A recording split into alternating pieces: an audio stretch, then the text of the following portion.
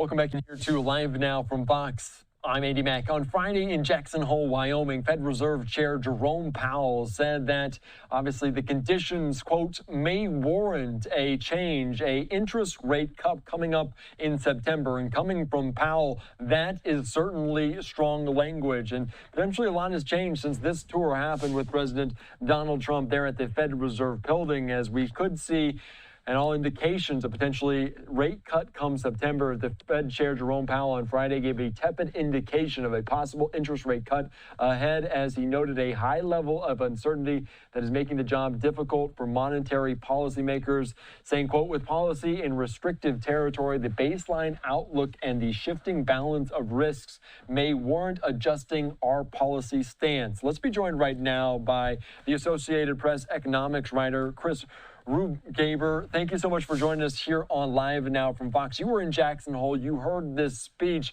All indications are an interest rate coming in September. What were your big takeaways? Well, yeah, I think that's right. That the language you cited, which is definitely sort of, Fed speak in many ways, but it definitely, I think, was a signal that the rate cut is likely. A lot of economists took that to mean that a rate cut is certainly at least likely at the next meeting in September. They'll look at some other jobs data and some inflation data that they'll get before then. And it's possible if those are really off, then maybe that would get derailed. But I think that's the idea. And then secondly, I think, he still is taking a very cautious approach. There's some worries about inflation and how tariffs may or may not impact that. So, there are 3 more meetings of the Fed this year, 3 opportunities for rate cuts, the one next month in September and then late October and December. And it may or may not be the case. The Fed may not cut at all of those, but it'll depend, I think, a lot on how the data evolves.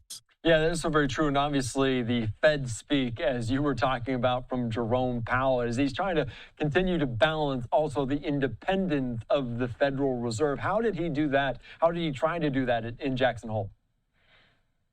Well, right. I mean, he's under pressure from President Trump to cut rates and wants to make clear that they're an independent agency. So, I mean, he didn't do it, or he did it in some subtle ways. He emphasized that they're going to be following the economic data, that they'll make their decisions based on what is best for the economy, as he said, as they always do or try to do. So I think that was clear. And, he said there still may be higher inflation from the tariffs, but he said the most likely situation would be that the tariffs would create a one-time, potentially a sort of one-time rise in the price level, but not an ongoing inflationary problem. So that's one thing that has changed that I think has made them more willing to talk about a rate cut. But I think by emphasizing that, they're going to be looking at the data and seeing how the economy evolves, that was a signal that that they intend to keep making their decisions independently. And in your reporting there for the Associated Press, you noted that some of the decisions might be different for why Trump says the rate cut should happen versus what Powell is saying that potentially the reason why interest rates should be cut. Can you kind of dictate both viewpoints, why Trump is saying it versus the opposite or different what Powell is saying? Well, right. And I think that's another way that they are trying to maintain some independence. I mean, Trump is saying, that the economy is in great shape. And as a result, I think he sort of thinks of the United States like a blue chip company, that it should get low rates in the markets the way, a Microsoft or Apple would.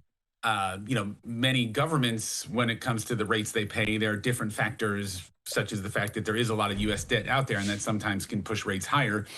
But his view is overall that the economy is doing great, so rates should be cut.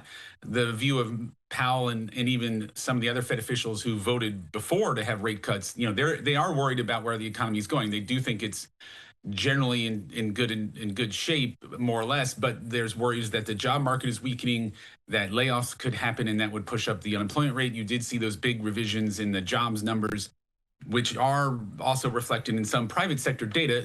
The unemployment rate is still very low, and so that's a good thing. But hiring is definitely slowed. So the Fed is considering a cut, or maybe more, because they are worried about slower economy and a weaker job market. You mentioned You mentioned the economic growth and that being slower of a growth than what Powell wants to see. How much of a number, how much of a kind of pinpoint is that he focusing on? Well, I mean, technically, he did note in his speech that the economy had slowed from about a 2.5% pace of growth last year to 1.2% in the first 6 months of this year.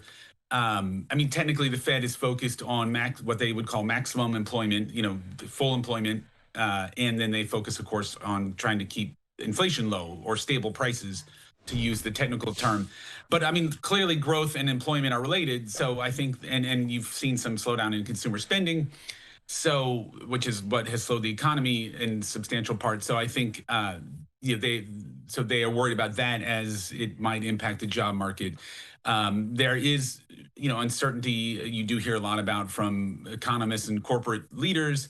I mean, some of that might be resolving now that you're seeing tariff deals and some final numbers out there. I think if you're someone who's importing from Europe or Japan, maybe you feel you now have a number, you know what the tariff is, and that may help things.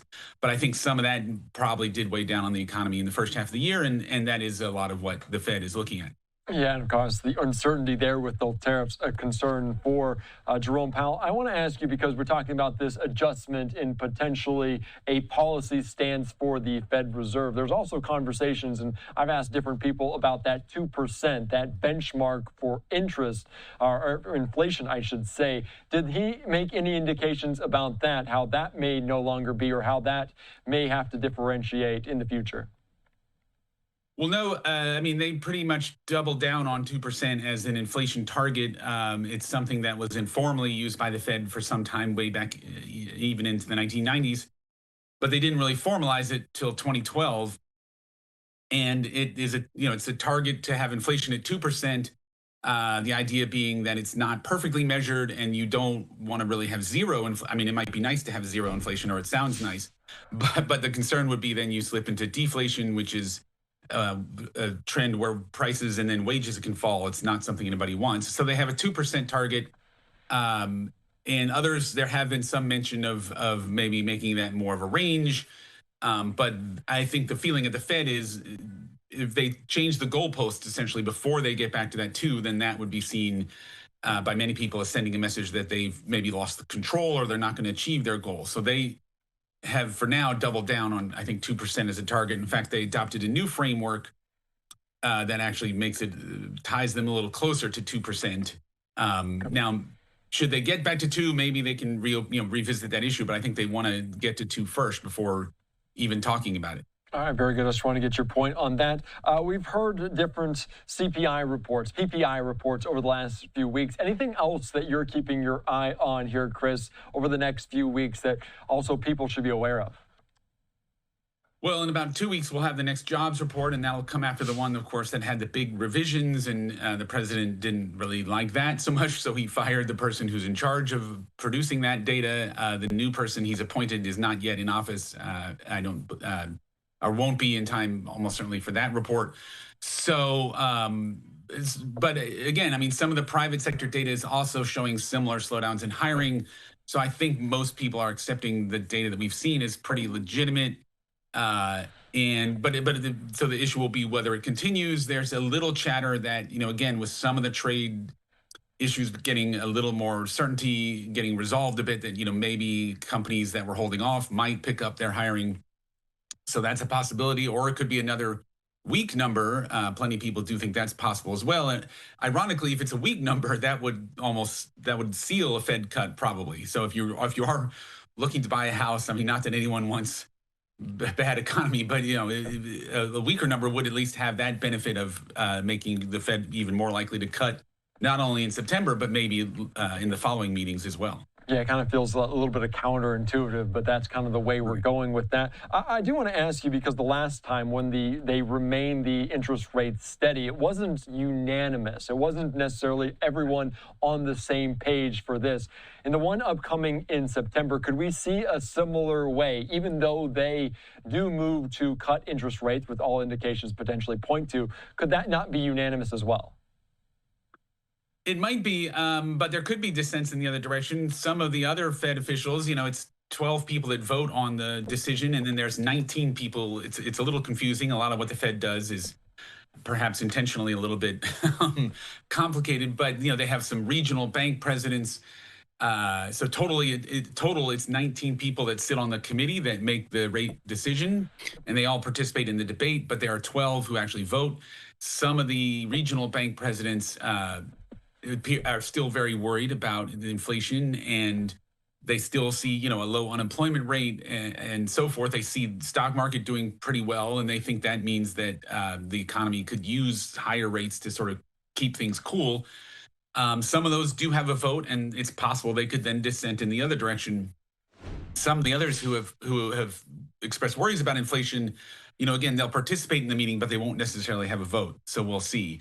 But yeah, so it's going to be interesting days ahead for the Fed. Yeah, lots of interest and lots of complexities like you were breaking down there. Anything else you'd like to note for this? Because the stock market, I know, hangs on every single word of Jerome Powell. You saw it, what happened on Friday. Anything else out there that you want to let our audience know before I let you go?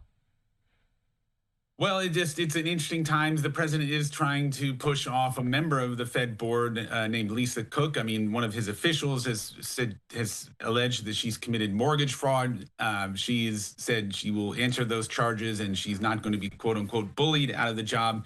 I do think it's something for people to watch.